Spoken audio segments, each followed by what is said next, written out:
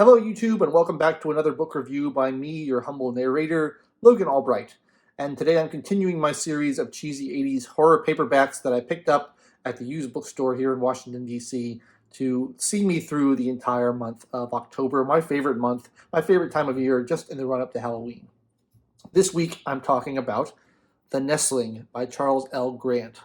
I had not heard of Charles L. Grant. I looked him up. He's apparently written many books, like a couple of dozen. And I guess he's fairly well known, although I'd never heard of him. There is a Stephen King blurb on the cover of this book, which reads, "A riveting and blood-curdling novel of small-town horror by one of the premier horror writers of his or any generation." High praise indeed from Stephen King. This book came out in 1982, which is worth remembering because that was not a particularly fertile period in Stephen King's career. That's sort of when he entered his cocaine phase. So, you take that with a grain of salt. And I had very low expectations for this book because the cover is ridiculous. It's got this silly little eagle on there, and the title is stupid. The Nestling is not a good title. But, I read it, and it's actually the longest book in the series. It's about 400 pages. The other two books I've read before this are quite short. This one took me a little bit longer to get through. And I'm not surprised Stephen King liked it, because it really does feel like a Stephen King novel. It has a lot of the hallmarks of a Stephen King novel. It's about this town in Wyoming called Windriver Valley, Wyoming. And the main character, Jason, is from the town but has been away for many years. And he comes back, and the town is in crisis. It's in turmoil because there's conflict between the Native Americans who live on the reservation there and the white people who live in the town. And they are at each other's throats, and it's not going well. And there's land disputes, and there's business disputes, and there's all kinds of tension boiling up under the surface. There's, white people's children mating with the children of Native Americans, and that's getting together and dating and having children and stuff, and that's causing problems. And there's all kinds of racial tension and unhappiness going on, and Jason's trying to sort all this out. And in the backdrop of this, there are gruesome, grisly murders going on by apparently some sort of an eagle creature, as you can see on the cover, some sort of an eagle. And as we learn more about this city and this town and the situation, we find out that there's Native American shamans that are all female, these female shamans who have powers. And the powers are behind this kind of sentient bird creature who is going after people and driving fear into the hearts of the townspeople.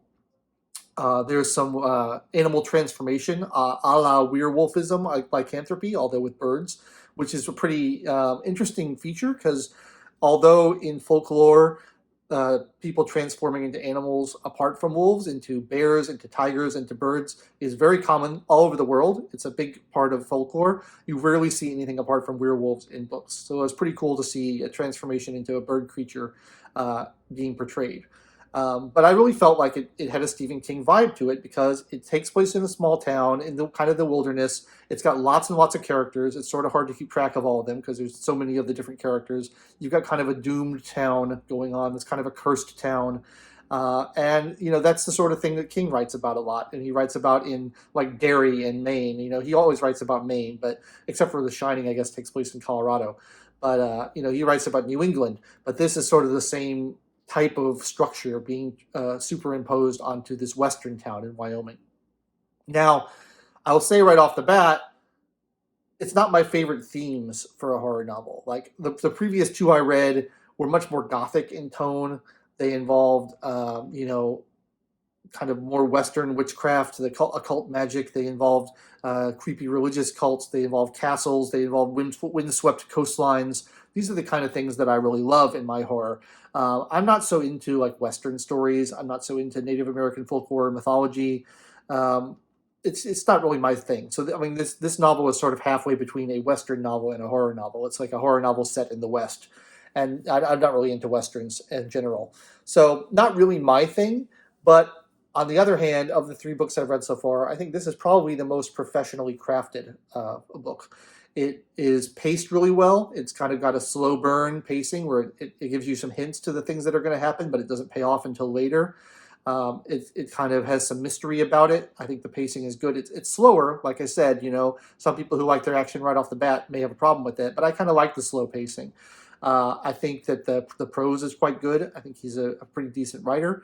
And I think all the threads kind of came together well. And it's got more character development than you ordinarily see in this kind of work. You have lots and lots of characters, all the different townspeople. You get to see the different perspectives from the white people and the Native American people, and you get to see everybody coming together and having their different takes on things. And you have character conflicts, and you have character kind of romances or attractions, and it all plays together in a pretty elegant way. I think the author did a reasonably good job. So of the 3 books I've read so far, this is probably technically the most competent, but I didn't enjoy it quite as much as I did the other ones, partially because it was longer and slower and it took me a while to get through, partially because it just doesn't involve the themes that I am personally drawn to within the horror genre. But overall, a pretty decent read.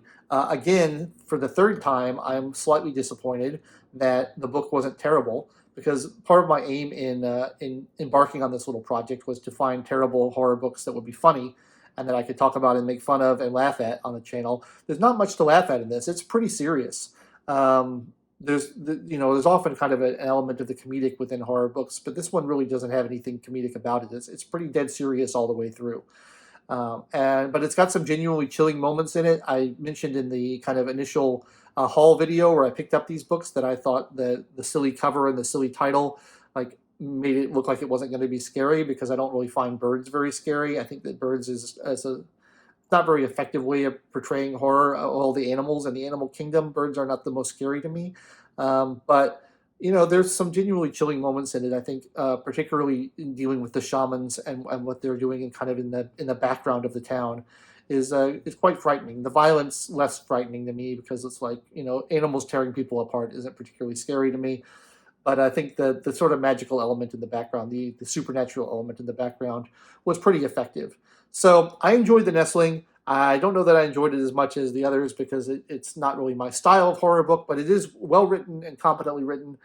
Charles L. Grant apparently knows what he's doing, although I'm not super eager to seek out any of his further books and read more. So that's my 3rd review in the series. Less than a week left in October now. Geez, it's going by fast. I have one more book to read, which is about some kind of, I don't remember what it's about, but it's got some medical theme. It's about something going wrong with surgery, and it's written by an actual surgeon. So I'm expecting lots of great gore and gruesomeness in that. I'm going to try to get that out before Halloween or on Halloween, if possible. I haven't started it yet, so I only have a few days to read it. But I'm going to try to do that if I can, if I'm not too busy. In the meantime, if you're enjoying this series, it's the first 2 videos in the series have not gotten very many views, so I don't know if people are enjoying this series. But if you are, please like the video, leave a comment down below, and let me know what you think. Subscribe to the channel. It's always nice when people subscribe to the channel. I love having more subscribers. Click the bell for notifications, and check back real soon, because I'm going to get more book reviews for you. I actually have a lot of videos lined up for November that I've already kind of planned out and haven't filmed yet, but they will go up, and so I won't have any of this struggling to finish books within a week's time problem in November.